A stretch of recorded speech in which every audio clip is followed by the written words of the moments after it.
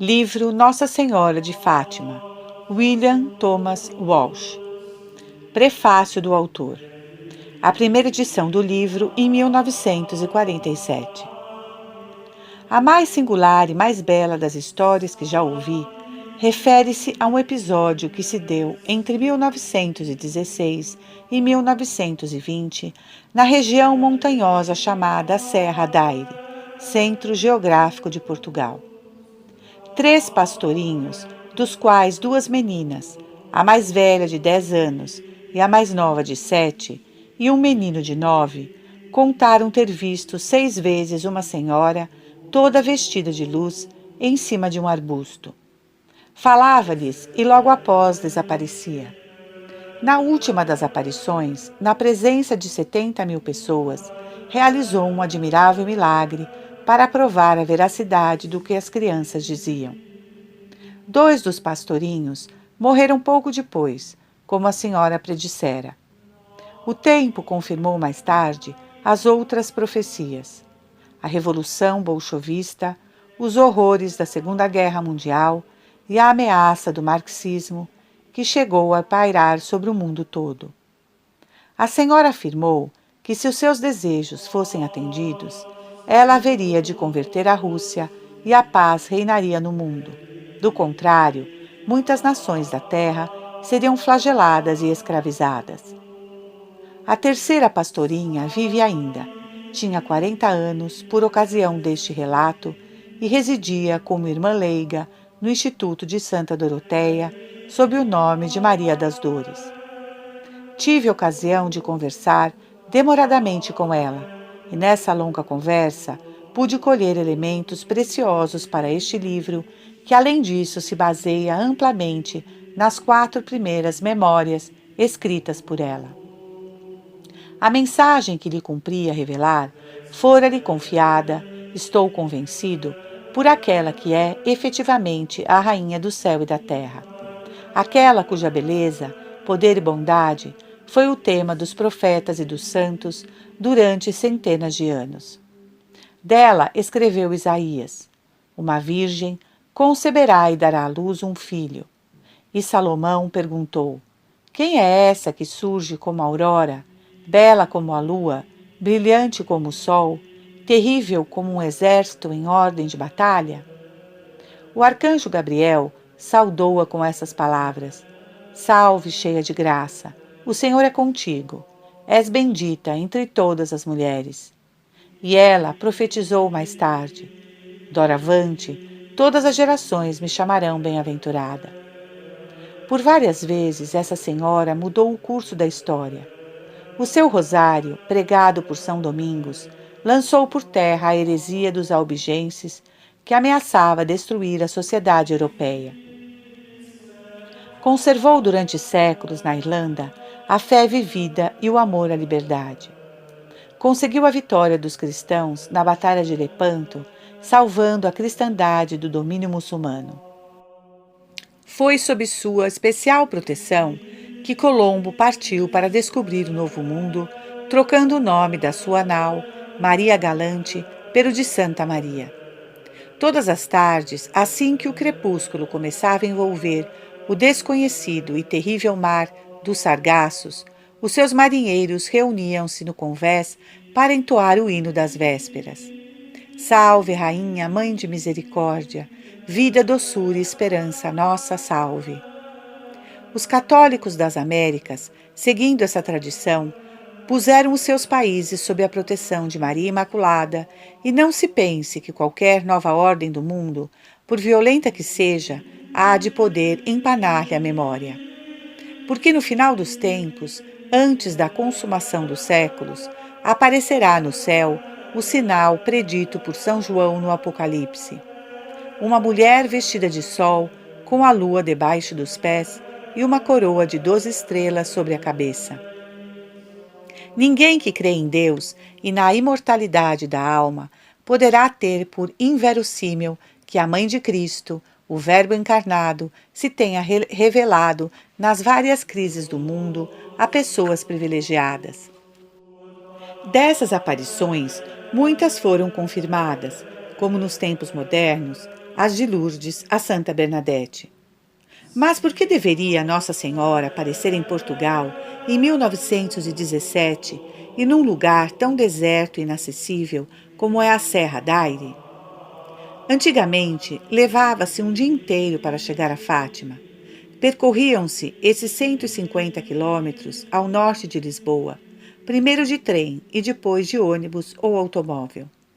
A não ser uma vasta charneca de escassa vegetação, onde pastava algum mirrado rebanho de ovelhas, nada havia digno de nota nessa região avermelhada e requeimada pelo sol. Apenas surgiram aqui e acolá algumas aldeolas pobres onde camponeses humildes viviam austeramente.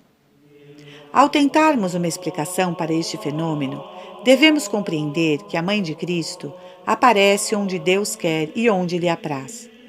Os portugueses pensam ter sido favorecidos, se não porque Portugal foi sempre chamado a terra de Santa Maria, pelo menos porque os humildes das cercanias de Fátima costumavam reunir-se para rezar o terço com incontida devoção. Costume esse que perdurou mesmo durante os séculos que em outros lugares foram marcados por tantas apostasias e revoluções. A Cova da Iria, um lugar agreste a poucos quilômetros a oeste de Fátima, recebeu esse nome provavelmente por lá ter sido construída outrora uma ermida em honra da jovem mártir Santa Iria ou Irene. A menos de 2 dezenas de quilômetros para leste, junto à estrada, ergue-se como resultado de um voto feito pelo rei Dom João I, em 1385, uma das mais belas igrejas góticas do mundo, o imponente e gracioso Mosteiro da Batalha. O então condestável de Portugal, que comandava os exércitos de Dom João I, era Nuno Álvares Pereira, um herói de 25 anos que brandia uma espada em cuja lâmina gravara o nome Maria. Nuno Álvares mandou levantar nada menos que 6 igrejas em honra de Nossa Senhora. Dessas, talvez a mais bela seja o convento e a capela das Carmelitas em Lisboa. Foi aí que, após 40 anos de serviços prestados ao seu rei, depondo a espada aos pés da Virgem, o condestável se retirou para vestir o hábito da sua ordem e tomar o nome de Frei Nuno de Santa Maria. 500 anos mais tarde, aproximadamente, foi ele beatificado por Bento XV. A sua espada, Maria, pode ainda ser vista na Igreja do Carmo, em Lisboa, na mão do profeta Elias. Foi entre essas montanhas, santificadas por tantas memórias e tradições, que Nossa Senhora apareceu. E é da máxima importância sublinhar que ela desceu à terra, pouco importa o lugar onde isso se deu, para trazer à humanidade um pedido e uma admoestação. Este livro não é uma obra de ficção. Devo os principais diálogos à memória precisa da irmã Maria das Dores. O interesse da história em si, que já seria bem grande, mesmo que tivesse sido produto da imaginação, é insignificante comparado com a mensagem que a sua divina autora se propôs revelar. Voltei de Portugal convencido de que nada é mais importante do que propagar o que a Mãe de Deus pediu nessas aparições de 1917, tão deturpadas, tão incompreendidas pelos mais diversos motivos. O futuro da nossa civilização, da nossa liberdade, da nossa própria existência, pode depender da aceitação rendida desses pedidos da Mãe de Deus. Capítulo 1. Lúcia dos Santos. 800 metros ao sul de Fátima, encontra-se a vila de Aljustrel, situada de um lado e do outro de uma rua sinuosa, empedrada com seixos chatos e ovais e tão estreita que mal comporta uma junta de bois. As casas, telheiros e pátios estão ligados por um muro alto que corre ao longo dos 2 lados da rua, e nele parecem inserir-se como contas de formas e tamanhos bizarros. As janelas são raras e pequenas, pois as rajadas frias do vento noroeste, que sopra do Atlântico, cortando as montanhas, são tão inclementes como a soleira abrasadora do verão. Daí que essas moradias, atarracadas de um só pavimento, com as suas telhas vermelhas e paredes caiadas, tenham um ar distante e velado, como se cada uma guardasse um enorme segredo. É um dia de semana e os homens estão no campo.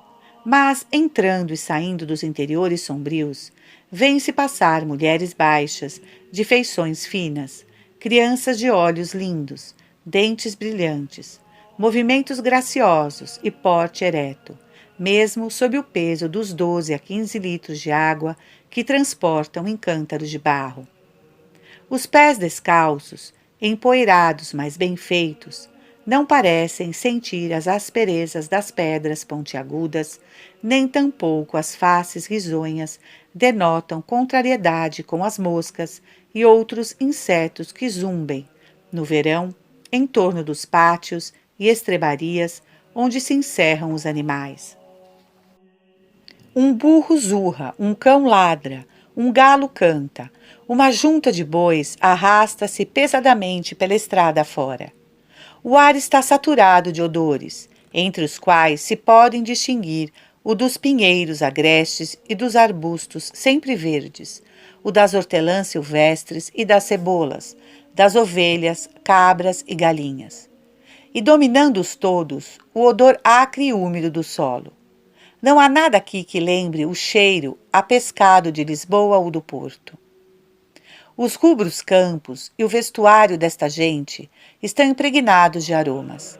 Assim é Aljustrel, onde, em 28 de março de 1907, nasceu Lúcia dos Santos, agora a mundialmente conhecida Irmã Lúcia.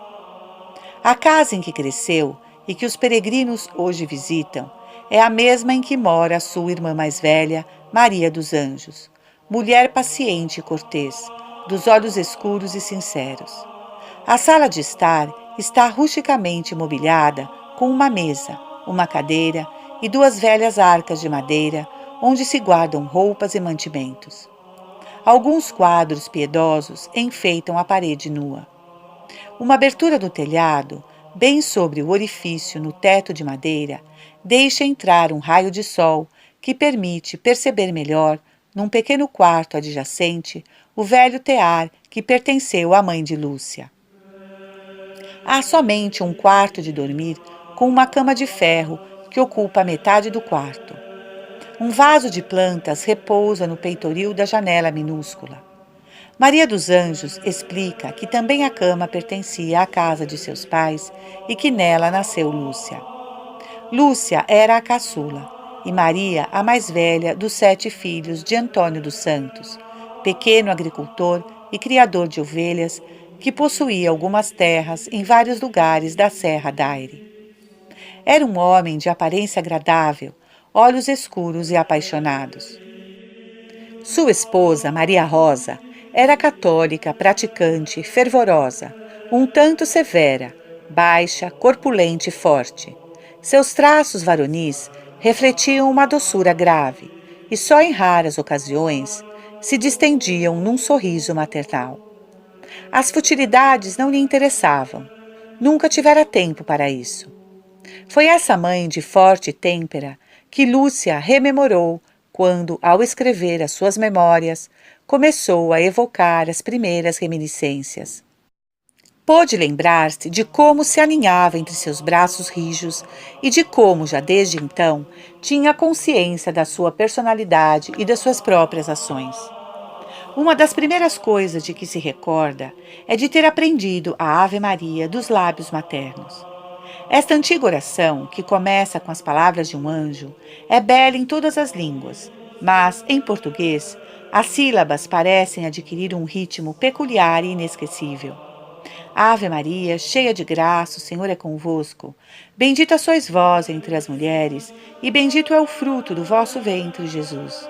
Santa Maria, Mãe de Deus, rogai por nós, pecadores, agora e na hora de nossa morte. Amém. Lúcia conserva também outras lembranças, talvez menos edificantes. Não poucas vezes, por exemplo, entrava em verdadeiras brigas com uma ou outra das 4 irmãs mais velhas, que sempre saíam vitoriosas e a deixavam chorando aos gritos no chão, até que a mãe a levantava e acariciava. Lembra-se ainda, apesar de muito criança, da época em que imperava a paixão pela dança, que aliás seduz mais os camponeses do que quaisquer outros seres humanos. Isto aplicava-se especialmente às 2 irmãs já moças, Maria dos Anjos e Teresa. E ocasiões não faltavam em Aljustrel. Sempre se podia contar com um baile em algum lugar no carnaval e nos dias festivos, na festa do Sagrado Coração de Jesus e de Santo Antônio em junho, de Nossa Senhora do Rosário em outubro e, naturalmente, pelo Natal e pela Páscoa. Além disso, Maria Rosa era muito requisitada, não só como madrinha ou festeira, mas como cozinheira de notória habilidade, onde quer que houvesse um casamento, numa daquelas 12 aldeolas disseminadas pelas cercanias da serra. E as filhas mais velhas raramente deixavam de acompanhá-la. O problema do que fazer com a menininha nessas ocasiões era facilmente resolvido. Se bem que mal pudesse andar, e menos ainda dançar, as irmãs ataviavam-na com uma saia pregueada, um cinto brilhante, um lindo lenço de cachenê com as pontas caídas para trás, e o que mais a encantava, um elegante chapeuzinho, cintilante de contas douradas e penas de várias cores. Era então carregada nos fortes braços maternos pelo labirinto dos caminhos estreitos que zeguezeavam através dos campos pedregosos, entre altos muros de pedras. E quando principiava a dança, depois dos come e bebes, colocavam-na resolutamente, como medida de segurança para não ser pisada, sobre uma dessas arcas de madeira que constituíam a peça mais importante na mobília das salas de estar. Dessa altura, a frágil menina podia apreciar as faces ruborizadas e os pés que sapateavam ligeiros e ouvir os sons fascinantes que partiam de uma guitarra ou de um acordeão. Dentro em pouco, porém, começaria a dormitar e a encolher-se contra a parede até a hora de voltar para casa, quando, e isso na maioria das vezes, já os primeiros raios da aurora clareavam o céu, lá pelas bandas do Oriente, pois as suas irmãs nunca se cansavam de bailar ao som das valsas, que eram o furor da época. Na residência dos pais de Lúcia também havia muitas reuniões. No verão, os rapazes e moças reuniam-se no pátio à sombra de 3 grandes figueiras e, durante o inverno, debaixo de um alpendre junto da casa. Nessas ocasiões, Maria Rosa sentava-se à soleira da porta da cozinha que dava para o pátio e de lá seguia tudo o que se passava dentro e fora de casa. Umas vezes com um livro na mão que ia lendo, outras mantendo 2 dedos de prosa com alguma parente ou vizinha, enquanto os jovens jogavam ou conversavam. Conservava sempre a sua seriedade habitual, relata a própria Lúcia, e que era preciso obedecer-lhe sem demora. Era a voz corrente que ela valia mais que todas as filhas juntas. Talvez fosse um exagero, mas não devia desagradar-lhe. Maria Rosa era, em Aljustrel, uma das poucas pessoas que sabiam ler. Não sei que gosto essa gente possa ter em andar falando pelas casas dos outros, costumava dizer. Para mim, não há nada que chegue a uma leitura sossegadinha em minha casa. Estes livros trazem coisas tão bonitas, e a vida dos santos, que beleza! Quase todos os seus livros eram com efeito piedosos. Gostava de ensinar o catecismo aos filhos. Durante o verão, nas horas de sesta, e no inverno após o jantar, enquanto assavam e comiam castanhas. Na quaresma, lia trechos da Paixão de Nosso Senhor e livros sobre a necessidade da oração e da penitência. Depois do jantar, quando o senhor Antônio e o filho Manuel já tinham regressado do campo e as velas aumentavam o fulgor da lareira, As irmãs mais velhas e o pai gostavam de contar antigas histórias de gigantes, castelos mal-assombrados e princesas encantadas. Lúcia, naturalmente, deliciava-se em ouvi-las. A mãe aproveitava a oportunidade para, entre as narrações profanas, contar algo mais edificante. Aos domingos, Maria Rosa, o marido e as filhas iam assistir à missa na igreja matriz de Fátima. A antiga igreja sofreu muitas modificações e foi reconstruída em parte de 1917 para cá. O assoalho de tábuas largas, dividido por um corredor de ladrilhos, estende-se do pórtico até o meio caminho do presbitério. Nesse ponto, sob um arco romano, há um pequeno degrau onde começava a antiga igreja. As paredes estão revestidas de azulejos brancos, azuis e amarelos, desde o chão até a altura de 1,80 m, aproximadamente. De cada lado, um confessionário, e em direção à fachada da igreja, um terceiro, portátil, para o caso de ser necessário. Ao invés de genuflexórios, uns largos bancos de madeira, rústicos e instáveis. O teto, de um verde azulado e bastante alto, dá ao ambiente uma impressão de dignidade e solenidade, se não de grandeza. A cúpula sobre o altar-mor é de um azul intenso, crivado de estrelas. Algumas das imagens são extraordinariamente vivas. Há uma de Santo Antônio, padroeiro da igreja, protegida por uma redoma de vidro. À esquerda, em frente da nave, vê-se outra imagem, que, a julgar pelo seu próprio relato, devia atrair o olhar de Lúcia e despertar-lhe muita devoção. Uma Nossa Senhora do Rosário, revestida de túnica vermelha e um manto azul enfeitado de ouro, com o menino Jesus de semblante tristonho nos braços. O próprio rosto da Virgem é bastante sério, quase severo, ao passo que os olhos, de um castanho claro, são atraentes e prescrutadores. Tem numa das mãos um rosário de 15 dezenas. Um pouco mais abaixo, uma imagem de Santa Quitéria, a jovem mártir, com o seu vestido cor-de-rosa, salpicado de estrelas e um símbolo azul. Era diante dessas imagens que Lúcia, em criança, costumava ajoelhar-se para rezar. Perto do altar do Sagrado Coração, venera-se agora uma estátua de Nossa Senhora de Fátima. Os seus olhos, de um castanho escuro e expressão meiga, pousam com suave afeto sobre os que a contemplam. As vestes são de um azul pálido. À direita, observa-se um crucifixo que causa impressão. O corpo do crucificado, baixo e troncudo, como um português das montanhas, está coberto de sangue rubro, da cabeça aos pés. Um pouco mais acima, um quadro original de Nossa Senhora do Carmo.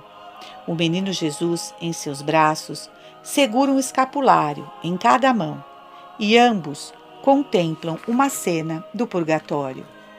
Enquanto algumas almas se precipitam nas chamas, desviando tristemente os olhos da mãe e do menino, um jovem é arrancado do abismo por um anjo e uma moça é libertada.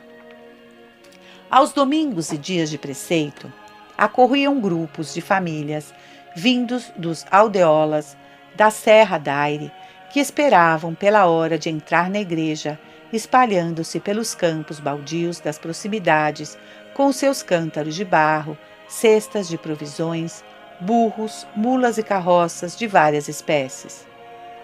Da sua casa, por trás da igreja, o pároco passava por eles, cumprimentando-os afavelmente.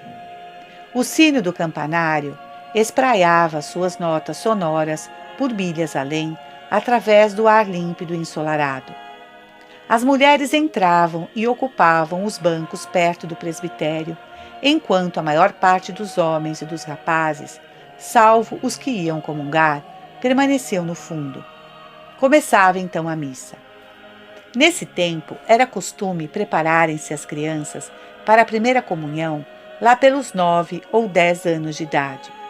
Mas em 1910, quando Lúcia contava apenas 3, o Papa Pio X relembrou num decreto as palavras formais de Cristo: Deixai vir a mim as criancinhas e não as afasteis. Lucas 18:16.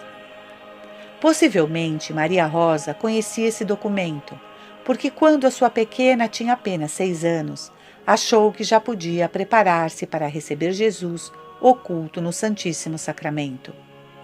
Ajudada pela filha Carolina, que tinha 11 anos e já fizera a primeira comunhão, começou a ensinar-lhe as respostas às perguntas do primeiro catecismo.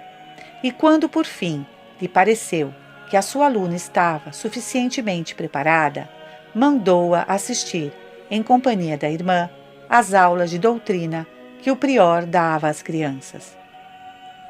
Sentado numa cadeira, sobre o estrado da sacristia, o pároco chamava a Lúcia para junto de si, e quando alguma criança não sabia responder às suas perguntas, mandava a ela responder-lhe: Quem criou o mundo? Quantos deuses há? O que é o homem? Por que nos criou Deus? Que devemos fazer para nos salvar? E assim por diante. Lúcia e a mãe estavam certas de que tudo corria bem. Chegou a véspera do grande dia e o prior mandou chamar todas as crianças à igreja para dizer definitivamente quais as que comungariam. Qual não foi o desgosto da menininha quando o bom padre a chamou e, acariciando-a, lhe disse que era muito criança e que tinha de esperar pelos 7 anos. Aturdida, Lúcia saiu da sacristia, sentou-se cabisbaixa num dos bancos da igreja e começou a soluçar. Aconteceu neste momento que um sacerdote que viera de Lisboa para ajudar o pároco a ouvir as numerosas confissões, o padre Cruz, atravessou a igreja, percebeu o desespero da menina e, detendo-se, perguntou-lhe por que chorava. Ouviu-lhe a história, levou-a à sacristia e examinou-a a respeito da doutrina e do mistério da Eucaristia. Depois levou-a pela mão ao prior e disse-lhe: Padre Pena, Vossa Reverência podia deixar esta menina comungar? Ela entende melhor o que faz do que muitos desses. Mas só tem 6 anos, objetou o pároco. Não importa, essa responsabilidade, se Vossa Reverência quer, tomo-a eu.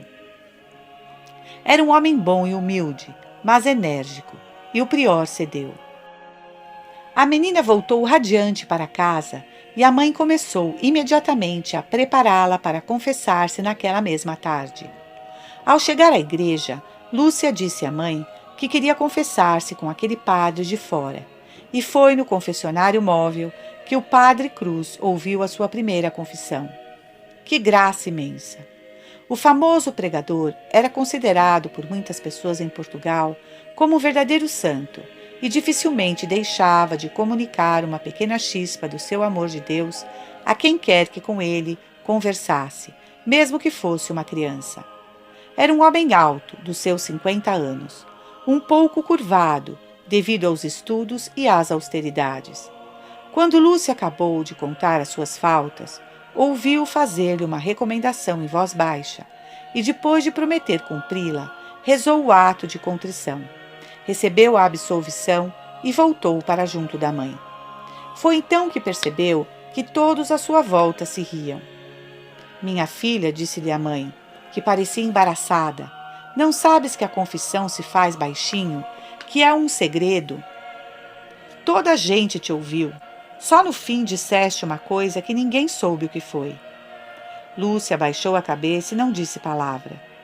No caminho de regresso, a mãe fez várias tentativas para ver se descobria o que fora que a filha conversava com o padre no fim. Silêncio obstinado. Qual foi a última coisa que lhe disseste? Nada de resposta. Maria Rosa nunca chegou a saber do segredo. Lúcia foi sempre uma criança reservada. Ao perceber que alguém procurava fazê-la falar, refugiava-se num silêncio taciturno que chegava a ser exasperante. Só muitos anos mais tarde, ao relatar as suas memórias, é que referiu o que se passou nessa primeira confissão. O bom sacerdote, depois de me ter ouvido, disse-me essas breves palavras: Minha filha, a sua alma é templo do Espírito Santo. Guarde-a para sempre pura, para que ele possa continuar nela a sua ação divina. Ao ouvir essas palavras, senti-me penetrada de respeito pelo meu íntimo e perguntei ao bom confessor como devia fazer. De joelhos aí, aos pés de Nossa Senhora, peça-lhe com muita confiança que tome conta do seu coração, que o prepare para receber amanhã dignamente o seu querido filho e que o guarde para ele só. Havia na igreja mais de uma imagem de Nossa Senhora, mas como as irmãs de Lúcia cuidavam do altar de Nossa Senhora do Rosário, a menininha tinha por costume ir rezar diante desse. E por isso lá fui também desta vez.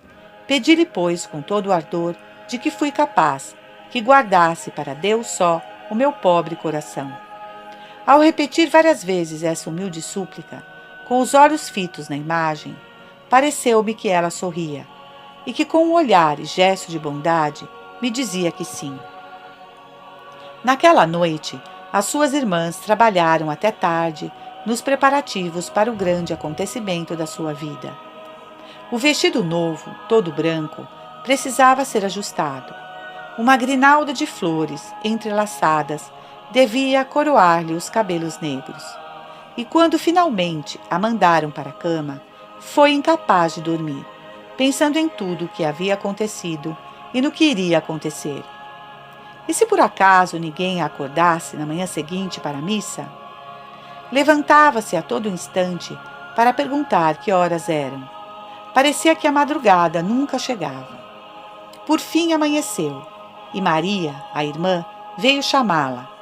Deu-lhe os últimos retoques no vestido e na grinalda e levou aos pais para que lhes pedisse perdão pelas suas faltas, lhes beijasse as mãos e lhes pedisse a bênção.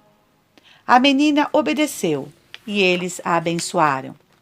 A mãe disse-lhe o que queria que pedisse ao Senhor quando o tivesse no seu peito e despediu-se dela com essas palavras: Sobretudo, pede a Nosso Senhor que te faça uma santa. Foram palavras, conta Lúcia, que se me gravaram tão indeleves no coração que foram as primeiras que disse a Nosso Senhor logo que o recebi. E ainda hoje me parece ouvir o eco da voz da minha mãe a repetir-mas. E lá foi o caminho da igreja com as irmãs. Para não se manchar com o pó do caminho e, sobretudo, para não se atrasarem, porque já era tarde, o irmão tomou-a nos seus braços fortes e carregou-a assim até chegarem. Não era necessária tanta pressa. Alguns dos padres convidados, que vinham de lugares distantes, ainda não haviam chegado, e a missa cantada demorou algum tempo a começar. Isso deu oportunidade a Lúcia de ajoelhar-se mais uma vez diante da imagem de Nossa Senhora do Rosário e pedir-lhe o que a mãe lhe recomendara. Fazei-me uma santa, murmurou. Por favor, pedi a Nosso Senhor que me faça uma santa. Como na véspera, pareceu-lhe que o semblante da Virgem se distendia num sorriso de assentimento. Ela não é a única a relatar essa experiência diante de uma imagem ou uma gravura. Santa Teresinha do Menino Jesus, entre tantos outros, experimentou o mesmo. Ao relatar o acontecimento, Lúcia não se preocupou muito com o que os teólogos consideram critério de veracidade. Não sei se os fatos que acabo, há pouco de contar da minha primeira comunhão, foram uma realidade ou uma ilusão de criança, escreveu com simplicidade quando o bispo de Leiria lhe ordenou que confiasse ao papel as suas experiências espirituais. O que eu sei é que eles tiveram sempre, e têm ainda hoje, uma grande influência na união da minha alma com Deus. Permaneceu tanto tempo de olhos fixos na imagem sorridente da véspera, que as suas irmãs tiveram de ir buscá-la para que tomasse o seu lugar na procissão que já se estava formando. Lúcia era a mais pequena das crianças que se alinhavam em 4 longas filas, 2 de meninas e 2 de meninos, foi a primeira a comungar. Quando o sacerdote depositou a hóstia branca sobre a sua língua, sentiu, segundo as suas próprias palavras, uma serenidade e uma paz inalterável. Dirigiu-lhe então as suas súplicas: Senhor, fazei de mim uma santa, guardai o meu coração sempre puro, para ti só. E pareceu-lhe ouvir distintamente que ele lhe dizia: a graça que hoje te é concedida permanecerá viva em tua alma, produzindo frutos de vida eterna. A função religiosa só terminou perto de 1 da tarde, porque o sermão fora longo e as crianças tinham demorado muito tempo a renovar as promessas do batismo. Quando finalmente debandaram, saíram em tropel da igreja e formaram pequenos grupos, conversando em voz alta, algumas já mastigando os alimentos que as mães haviam trazido. Lúcia permaneceu ajoelhada na igreja, envolta na luz azul e rosácea, irradiada pelos vitrais. A mãe ficou alarmada, receando que a menina fosse desmaiar de fome, e trouxe-a para fora. Mas quando chegaram à casa, a criança mal pôde comer. Estava fortalecida com o pão dos anjos, como se nenhum outro alimento a pudesse atrair e satisfazer jamais. E durante muito tempo, bem além do que os outros pudessem ter observado, permaneceu absorta, abstraída, como que deslumbrada. Perdi desde então o gosto e atrativo que começava a sentir pelas coisas do mundo, e só me sentia bem em algum lugar solitário, onde pudesse sozinha recordar as delícias da minha primeira comunhão.